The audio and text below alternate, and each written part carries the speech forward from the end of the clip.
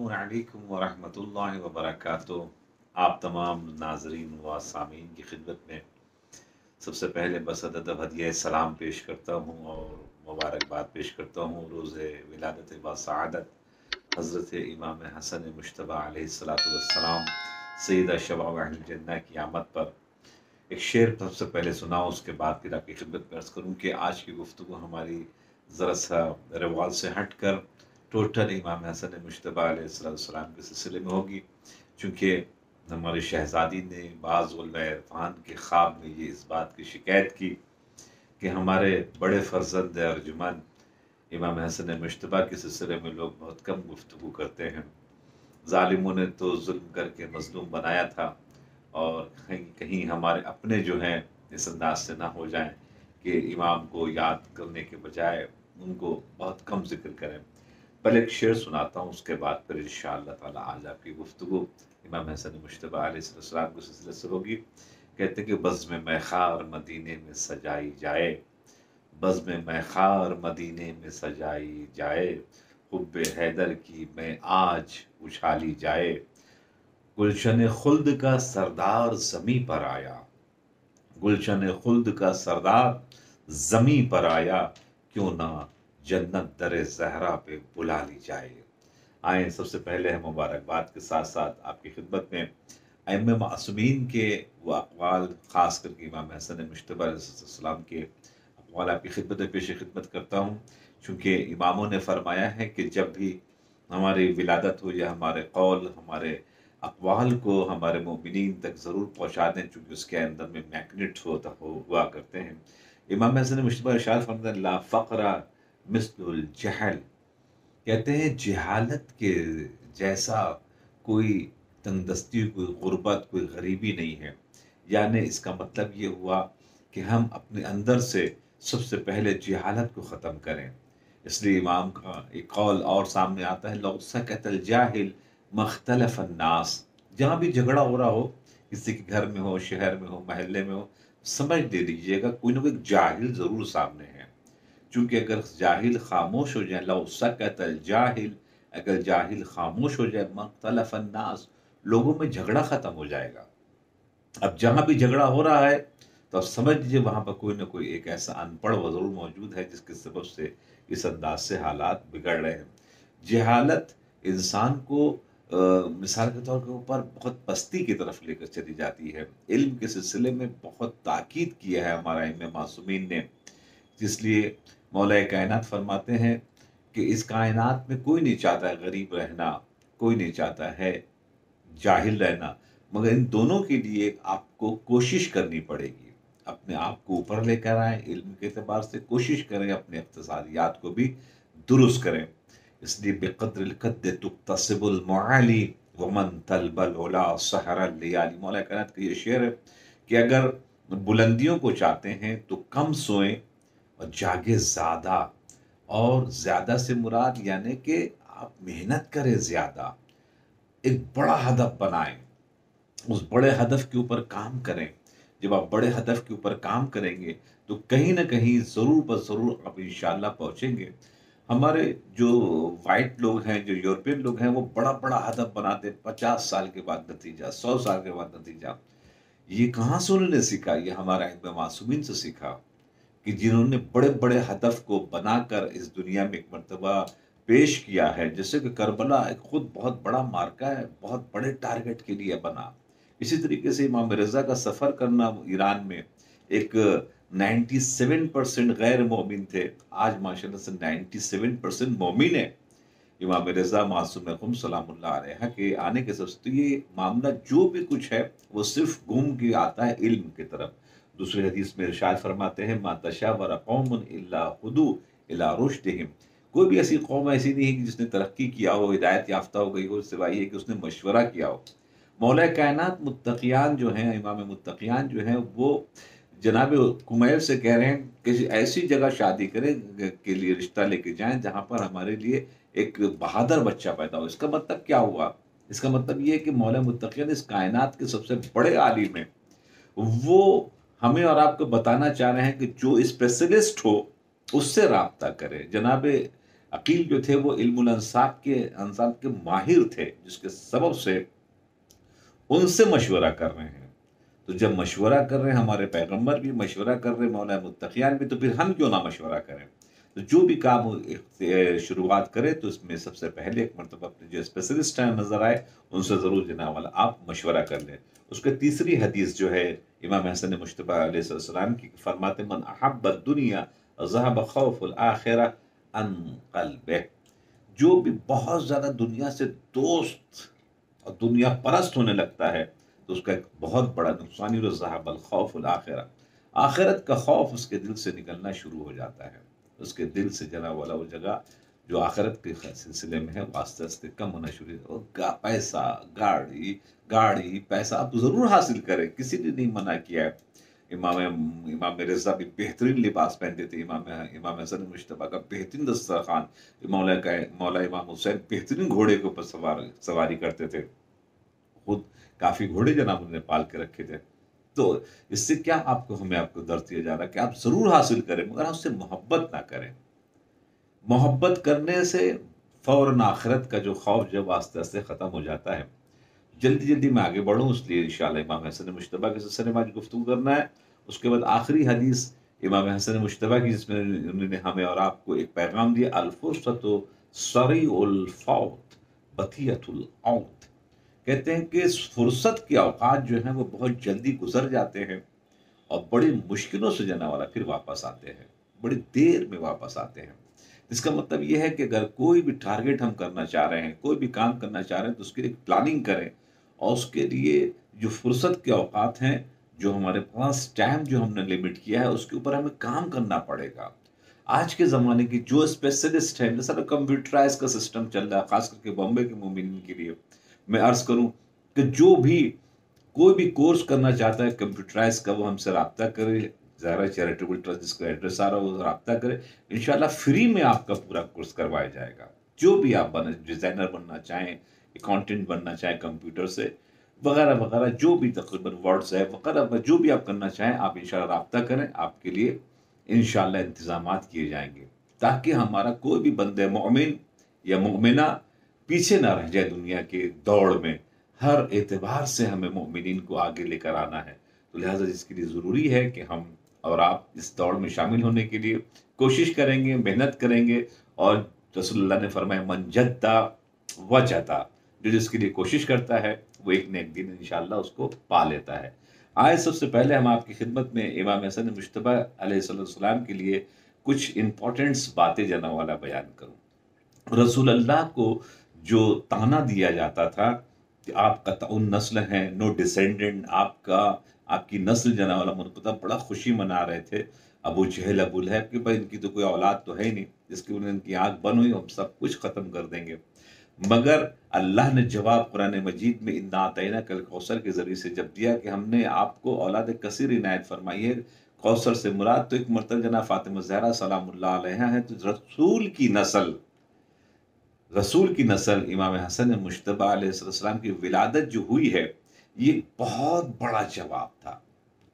اس لیے میں آپ کی خدمت میں عرض کروں کہ پہلے سید اس کائنات میں رسول کے گھر میں امام حسن مجتبیٰ کی ولادت سے ہوئے، کیونکہ بعض ایسے القاب ہیں جو سادات تھے، مثال کے طور پر ہمارے پیغمبر اکرم سید الانبیاء ایک لقب ہے، مولا متقیان کا لقب سید العوصیہ، تمام وصیوں کے سردار، سید العولیاء، تمام اولیاء کے سردار، ولیوں کے سردار۔ اس کے بعد بھی جناب فاطمہ زہرا کا لقب سیدۃ النساء اہل الجنہ، تمام اور جنت میں جو عورتیں جائیں گی ان کی سردار، سید النساء العالمین، تمام دنیا کی عورتوں کی سردار۔ یہ جو لقب ہے، یہ ایک لقب ائمہ معصومین کو اور جناب زہرا کو اللہ کی طرف سے عطا ہوا ہے، مگر ایک لقب وہ ہے کہ جو نسبی طور کے اوپر ہے، جو سلسلہ شروع ہوا ہے سادات کا، وہ امام حسن مجتبیٰ علیہ السلام کی ولادت سے ہوا ہے۔ یہ دروازہ کھلا ہے سادات کا امام حسن مجتبیٰ کی ولادت سے۔ اللہ اکبر، یہ ایک بہت بڑا معاملہ تھا۔ امام حسن کا نام اس کائنات میں ولادت کے بعد جو رکھا ہے پیغمبر اکرم نے اللہ کے حکم سے، اللہ نے خزانے میں چھپا کے رکھا تھا۔ اب جناب آدم سے لے کر اس وقت کی تاریخ آپ دیکھ لیجیے، کسی کا بھی نام حسن نہیں تھا، حسن نہیں تھا، یہ پہلا نام جو ہے دیا گیا۔ پھر ان کے جو چھوٹے بھائی ہیں جن کا نام حسین ہے علیہ الصلاۃ والسلام، یہ گرامر کے اعتبار سے اس میں تصغیر ہے۔ حسن جو ہے خود اس میں مشبہ ہے، صفت مشبہ ہے، اسی کا جو ہے اس میں تصغیر بنتا ہے حسین۔ حسن یعنی بہت خوبصورت، اور حسین یعنی خوبصورتی کی انتہا، خوبصورتی کی انتہا جس پر ہو جائے اسے حسین کہتے ہیں۔ تو حسین جب اکٹھا ہوتے ہیں تو حسن بنتے ہیں، کیونکہ حسن سے بنا ہے حسین۔ عزیزان محترم، ذرا غور فرمائیں، ذرا فکر کریں کہ کتنی بڑی بات ہے کہ امام حسن اس شخصیت کو کہتے ہیں کہ جو حسین کے بھی امام ہیں۔ 10 سال ہمارے امام حسین علیہ السلام نے مولا امام حسن کے پیچھے نماز پڑھی ہے۔ 10 سال مولا کائنات کے بعد جو امامت کا سلسلہ امام حسن تک تھا، امام حسن کے ساتھ ساتھ امام حسین قدم بقدم، جب بھی چلتے تھے تو وہ ایک قدم پیچھے رہتے تھے ہمیشہ امام حسن سے، ہمیشہ یہ روایت میں دیکھا گیا ہے۔ جنگ جمل میں ساتھ میں ہیں، جنگ صفین میں ساتھ میں، جنگ نہروان میں ساتھ میں ہیں، بڑے بڑے مارکے جتنے بھی انجام پائے ہیں اس میں جناب والا موجود تھے۔ کیا کہنا ہے امام حسن علیہ السلام کی ولادت و سعادت کا، ذرا غور فرمائیں کہ بابا جو آئے ہیں وہ اللہ کے گھر پر آئے ہیں، یعنی ولادت خانہ کعبہ میں ہوئی ہے، اللہ کے گھر پر آئے ہیں، اور بیٹا جس کائنات میں آیا ہے کون سے مہینے میں آیا ہے؟ اللہ کا جو مہینہ ہے رمضان، اس میں آئے ہیں۔ یعنی اگر مکان کو دیکھا جائے تب بھی اسی گھر کی سرداری ہے، زمان کو دیکھا جائے پورے 12 مہینے میں سب سے بہترین اور سردار والا مہینہ وہ ہے رمضان۔ اس رمضان میں اس گھر کے ایک سردار آئے ہیں، امام حسن مجتبی علیہ السلام۔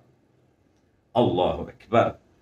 یہ امام حسن مجتبی علیہ السلام کے سلسلے میں ہے کہ یہ وہ رمضان میں تشریف لائے ہیں کہ جس رمضان میں پروردگار عالم نے سب سے بڑی نعمت عنایت کی ہے اس کائنات میں مسلمانوں کو، جس کا نام قرآن کریم ہے۔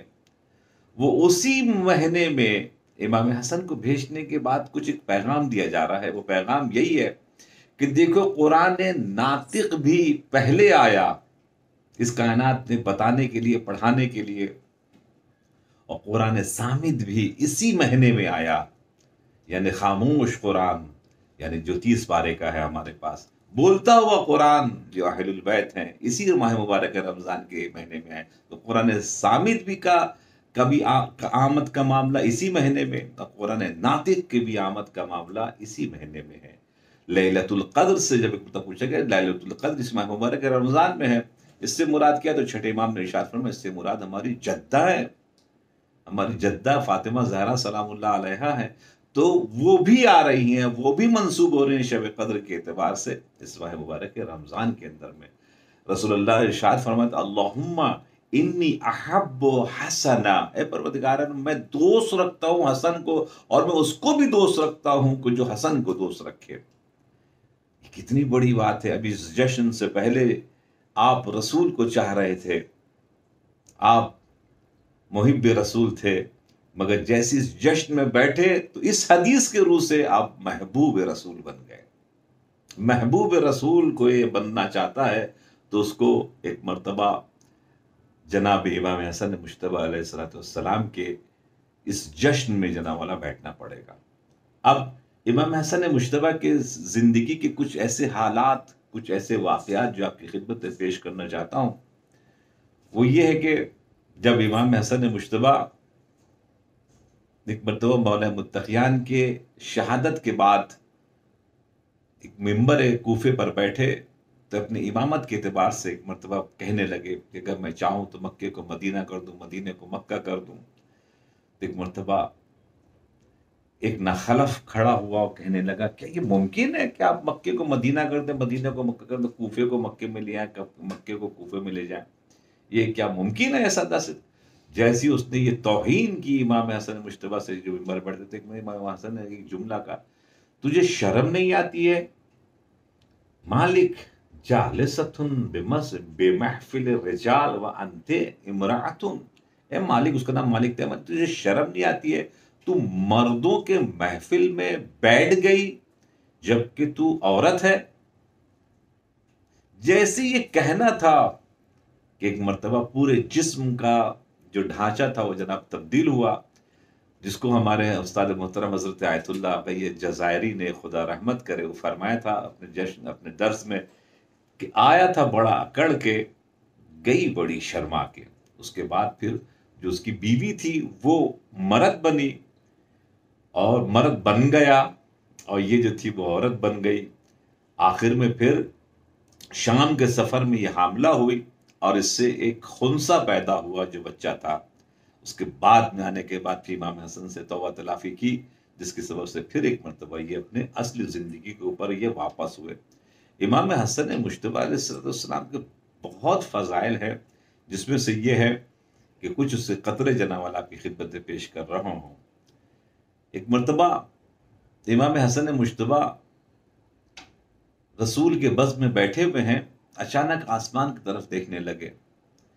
جیسی آسمان کی طرف دیکھتے ہوئے دیکھا امام حسن مجتبیٰ علیہ السلام کو، تو ایک ناخلف تھا. اس نے کہا کہ رسول اس طرف بیٹھے ہوئے ہیں اور آپ آسمان کو دیکھ رہے. رسول نے وہیں سے خاموش ہو جاؤ، تجھے کیا پتا ہے کہ ینظر الحسن الی اللوح المحفوظ ویلاحظہ. حسن اس وقت لوح محفوظ کا مطالعہ کر رہے ہیں، ملاحظہ کر رہے ہیں. ملاحظہ اور مطالعے میں فرق ہے. ہم نے ایک کتاب لکھی اپنے شاگرد کو دی تو اس کا مطالعہ کر لو. مطالعہ کا مطلب کیا ہوا کہ چپ چاپ سے پڑھو اور پڑھ کے واپس کو اس کے اندر آگے پیچھے کچھ کرنے کا تمہیں حق نہیں ہے، مطالعہ کرو. اور ہم نے کتاب لکھی اپنے استاد کو دی، استاد اس کو ملاحظہ کری. ملاحظے کا مطلب کیا ہوا کہ کم اگر ہے تو پورا کر دیں، اگر اضافہ ہے تو کم کر دیں. یہ ہوا ملاحظہ اور یہ مطالعے میں فرق ہے. رسول نے کیا ارشاد فرمایا کہ حسن دیکھ رہے وَيُلَاحِظُهُ، حسن ملاحظہ کر رہے ہیں. جو پوری کائنات کی تقدیر کو پلٹے اسے لوح محفوظ کہتے ہیں، جو لوح محفوظ کی تقدیر کو پلٹے اسے حسن مجتبیٰ کہتے ہیں. مولا متقیان تشریف فرمائے، اچانک ایک شخص آیا کہتا کہ میں آپ کے شہر کا ہوں. مولانا نے کہا تو جھوٹ کہتا، تو میرے شہر کا نہیں ہے. تو کہا میں کچھ سوال کرنا چاہتا ہوں آپ سے. کہا وہ بھی تو جھوٹ کہتا، تیرا سوال نہیں ہے یہ. کہا تب معاویہ نے تجھے بھیجا ہے، شام سے تو آیا، تو میرے شہر کا نہیں ہے، اور یہ سوال معاویہ کا بھی نہیں ہے، یہاں بھی تو جھوٹ کہتا ہے. کہا تو یہ سوال روم کے بادشاہ نے کروایا تھا، جس کو جواب نہیں دے سکا، اس نے بھیس بدلوا کے تجھے یہاں بھجوایا ہے. اب تو اگر جواب لینا چاہتا ہے تو میں کیا کہوں، میرا فرزند ہے یہاں حسن مجتبیٰ بیٹھے ہوئے، آپ ان سے پوچھ. اس وقت 3-4 سال کے تھے. ایک بات امام حسن کی طرف مخاطب ہوا، اس نے کہا کہ میرے کچھ سوال ہے. تو امام نے فرمایا ہاں تیرا سوال یہی ہے نا کہ سچ اور جھوٹ میں فاصلہ کتنا ہے. ہاں ہاں بالکل یہی سوال ہے. کہ سچ اور جھوٹ میں فاصلہ جو ہے وہ یہ ہے 4 انگل کا. آنکھوں سے جو دیکھا جائے وہ سچ ہے، اور جو کانوں سے سنا جائے وہ سب سچ نہیں ہوتا. ایک مرتبہ ہاتھ رکھ کے بتائیے 4 انگل کا فاصلہ ہے حق اور باطل میں، سچ اور جھوٹ میں. دوسرا سوال اس نے کہا، دوسرا سوال میرا یہ ہے کہ زمین سے آسمان تک کا فاصلہ کتنا ہے. تو سوچو کلومیٹر بولیں گے، میل بولیں گے، میل بولیں گے. نہیں، امام نے فرمایا نہیں، ایک مظلوم کی آہ فوراً پہنچ جاتی ہے، یہ فاصلہ ہے، اتنا نزدیک ہے زمین سے. کہ مشرق سے مغرب تک کا کتنا فاصلہ ہے؟ کا سورج ایک دن میں جناب مشرق سے مغرب کی طرف چلا جاتا ہے، یہ یوں ہی زمین گھوم جاتی ہے. پھر ایک مرتبہ اس نے کہا کہ وہ 10 چیزیں ایک دوسرے کی جو اوپر ہیں وہ بیان فرما دیں. امام حسن مجتبیٰ پھر گویا ہوئے کہا کہ اس دنیا میں سب سے سخت چیز جو ہے پتھر ہے، پتھر سے بھی سخت، پتھر کے بھی اوپر لوہا ہے جو اسے توڑ دیتا ہے. لوہے سے بھی اوپر آگ ہے جو اسے پگھلا دیتی ہے. آگ سے بھی اوپر پانی ہے جو اسے بجھا دیتا ہے. اور پانی سے بھی اوپر وہ بادل ہیں جو اسے لے کر اڑتے ہیں. اور بادل سے بھی اوپر وہ ملک ہیں کہ جو ان بادلوں کو لے کے اڑتے ہیں. ان ملک سے بھی اوپر ملک الموت ہیں جو ان ملائکہ کو بھی موت دے دیں گے. اس سے بھی اوپر ملک الموت سے بھی اوپر موت ہے جو اس ملک الموت کو بھی آئے گی. اور اس سے بھی اوپر ایک امر الہی ہے، امر ہے، جیسے کہ قرآن مجید میں آیا اطیعوا اللہ واطیعوا الرسول واولی الامر منکم. آپ جا کے اس کی روایت میں دیکھیں، آپ اس کے فضائل، اس کی تفسیر میں دیکھیں تو پتہ چلے اولی الامر سے مراد ائمہ معصومین علیہم الصلوۃ والسلام ہے. آیا تھا کسی اور مسلک سے فضائل جنا والا، پھر ایک مرتبہ رسول کے بزم میں ایک مرتبہ ایسی ایک ضعیف آئے کہ لوگ ان میں پہچان نہیں پائے. تو ایک مرتبہ اس ضعیف نے کہا، جو بڑی اچھی شخصیت تھی، کہ یا رسول اللہ آپ سے کچھ سوال کرنا ہے. بہت سے لوگ بیٹھے ہوئے تھے. رسول نے کہا ہاں ضرور سوال کریں، مگر اس سوال کا جواب ہمارے بچے سے لے لیجئے. پھر امام حسن مجتبیٰ علیہ السلام کی طرف مخاطب ہو کر ایک مرتبہ جیسی اس طرف بتایا کہ آپ اس سے جواب لے لیں، تو ایک مرتبہ امام حسن مجتبیٰ کو سائڈ میں لے کر گیا اور پھر سوالات کے جوابات لینا شروع کیا. جوابات جب لے لیا تو ایک مرتبہ چلنے جب لگے تو رسول نے پوچھا کیا جوابات ہو گئے؟ کہا ہاں یا رسول اللہ جواب. اور مطمئن ہوئے؟ کہا جو جواب آپ سے ملتا وہی جواب مجھے اس عظیم آپ کے نواسے سے ملا، اور بہترین جواب ملا، اور میں اس سے مطمئن ہو گیا. جب وہ چلے گئے رسول اللہ نے اقرار کروا لیا، تو کچھ یہ جو اگل بغل بیٹھے ہوئے لوگ تھے ان کو ہضم نہیں ہوا، اور ان لوگوں نے پوچھا کہ وہ کون تھے بھائی، یہ کون شخصیت تھی، چہرہ جانا پہچانا نہیں معلوم ہو رہا تھا. تو ایک مرتبہ کہا کہ یہ خضر پیغمبر تھے جو کچھ سوال لے کر آئے تھے اپنے جوابات کو لینے کے لیے. آپ نے غور فرمایا، جو نبیوں کو نہ پہچانے اسے صحابی کہتے ہیں، جو نبیوں کو پہچان لیں اسے آل محمد کہتے ہیں. یہ فرق ہے. امام حسن مجتبیٰ علیہ السلام کا دسترخوان بہت مجرب ہے. آپ اگر نیت کر سکتے ہیں تو ایک مرتبہ نیت کرے کہ انشاءاللہ تعالیٰ، جیسے جناب عباس کی نیت کرتے، امام حسین کی نیت کرتے، ایسی نیت کرے کہ اگر میرا یہ کام ہو گیا تو امام حسن کا دسترخوان لگائیں گے. ہم 10 مومنین کو جو بھوکے ہیں، جو پریشان ہیں، ان کو انشاءاللہ کھانا کھلوائیں گے. ہم ہفتے میں ایک دن دسترخوان لگائے کریں گے. جیسے ماشاءاللہ پاکستان میں کراچی میں ہمارے کچھ مومنین ہیں جنہوں نے ماشاءاللہ سے وہاں دسترخوان لگا کے رکھا ہے. وہ ہزاروں آدمیوں کو امام حسن کے دسترخوان کے نام سے روز کھانا کھلاتے ہیں. اور کہاں سے انتظام ہو جاتا ہے وہ اللہ جانے. تو کیا آپ نہیں کر سکتے؟ تو ایک مرتبہ ہم بھی کر سکتے ہیں، آپ بھی کر سکتے ہیں. اس کام کو ایک مرتبہ کرنے کے لیے آگے تو بڑھیں. آخر میں ایک مرتبہ پھر سے میں آپ کی خدمت میں ایک روایت بیان کر کے آپ کی زحمت کو تمام کروں گا. رسول کے بزم میں ایک اچانک ایک شکاری آیا، اور شکار اس ہرن کے بچے کو لے کر آیا. کہا یا رسول میں نے ایک شکار کیا ہے، میں نے کہا کہ میں آپ کو تحفہ دوں. جیسی امام رسول خدا کو اس نے دیا، امام حسن مجتبیٰ آ گئے گھر سے، اور ایک مرتبہ رسول خدا نے اس ہرن کے بچے کو امام حسن کے حوالے کیا. جیسے امام حسن کے حوالے کے گھر لے کے گئے، امام حسین نے دیکھا، کہا اچھا نانا نے آپ کو دیا، ہمیں نے کیوں دیا؟ وہ آئے اور آنے کے بعد کہا نانا مجھے بھی چاہیے ایک ہرن کا بچہ، آپ نے ہمارے بھیا حسن کو دیا، مجھے بھی دیجیے. تو ایک مرتبہ رسول خدا نے کہا ایک ہی عدد تھا. اتنے میں دیکھا مدینے میں آواز بلند ہوئی کہ ایک ہرن بہت اسپیڈ میں دوڑتے ہوئے آ رہی ہے، اور اس کے ساتھ ایک بچہ بھی ہے. رسول تک پہنچی اور اپنے بچے کو حوالے کیا. کہ ہاتف کی آواز آئی تھی کہ میرا حسین اس وقت تمہارا بچہ چاہ رہا ہے کہ تم نے دیر کیا تو زمین پہ دھسا دیا جائے گا. اس میں جتنی طاقت تھی اتنی طاقت سے میں دوڑتے ہوئے آئے کہ میں نہیں چاہتا کہ حسین غمگین ہو. تو امام حسن امام حسین علیہ السلام وہ شخصیت ہیں جو اس کائنات میں ایک عظیم ترین تحفے کی شکل میں آئے ہیں. اب آپ دیکھ لیجئے، بڑی بات یہ ہے کہ آج 15 رمضان ہے، ولادت بسعادت سبت اکبر ہے، رسول اللہ کے گھر میں ولادت ہوئی ہے، رسول نانا بنے ہیں. صرف شیعوں کے علاوہ اور کون امام حسن کا جشن منا رہا ہے؟ جنت میں جانے کا شوق تو سب کو ہے، جس کو دیکھو جنت میں جانے کا شوق ہے. وہ شعر یاد آتا ہے نا، بڑا اچھا شعر ہے کہ علی کے نام کا چرچا بہت ہے، زمانہ بھی مگر بہرا بہت ہے. علی کے نام کا چرچا بہت ہے، زمانہ بھی مگر بہرا بہت ہے. جب ہوتی جنت و فردوس کی باتیں مسلمان غور سے سنتا بہت ہے. یہاں بہرا بہت ہے، وہاں سنتا بہت ہے. جنت کی جب باتیں بہت غور سے سنتا ہے. جنت کے سردار کو نہیں جانتے اور جنت کے سردار کو نہیں مانتے. جنت کے سردار کی معرفت بھی حاصل نہیں کرنا چاہتے، مگر جنت میں جانے کا شوق بڑا زبردست ہے. اللہ اکبر، بڑی تعجب کی بات ہے. میں جب بھی جشن پڑھتا ہوں تو آخر میں کچھ اشعار پڑھتا ہوں بیاں ماظمی صاحب کے. آئے ہم سب ساتھ مل کر پڑھیں کہ معراج میں علی ہے تو منبر پر ہے علی، ہجرت کے شب رسول کے بستر پر ہے علی، کعبہ گواہ ہے دوش پیمبر پر ہے علی، ہر جا علی ملیں گے نہ دامن بچائیے، بچنا ہو گر علی سے جہنم میں جائیے۔ السلام علیکم ورحمۃ اللہ وبرکاتہ۔ خوش رہیں، آباد رہیں، شاد رہیں، دعا میں یاد رکھیں۔ السلام علیکم ورحمۃ اللہ وبرکاتہ۔